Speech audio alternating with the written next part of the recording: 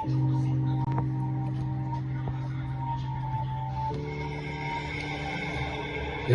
aha, daraldı göğsüme dayandı dünya. Ne poliste doğdum, kimi yeteneklerin üzerine gider. Kimi rapçidir doğuştan, nasıl yapacağımı söyleme bana. Bayağıdır Rami mikrofonla çıktım ilk sahneme 8 yaşında. Saat sabah 5'te türkü barda, akşam ezanında dönemedim eve geri.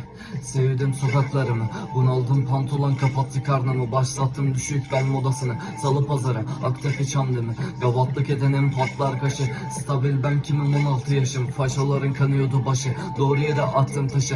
Önümde belirdi yolum ve şehrimde ünlüydüm artık. Kayıt ya da konser, albümde poster, gezdim şehirler buldum yolumu. Hayalim buydu, hayal hedef oldu. Kalem kağıtla çalıştım her gece, bir kömürlükte sabahlara kadar. Çıkarttım bu konu, bıraktım okulu. Ailem dedi ki bana boş durmak olmaz, gerekiyordu para kazanmak. Benim işim değildi patates kızartmak. Vırtadım oradaki müdürü 1,5 ayda ve susumda yıkadım bardak.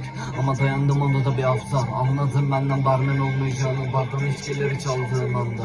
Benim olayım bu, rap serseri demeye devam edin bana. Bu yüzden buldum 3 kuruş para, bu yüzden hoşlandı kızlar benden. Benim olayım bu, rap serseri demeye devam. Bu yüzden her zaman ayaktayım ben. Bu rap serseri demeye devam.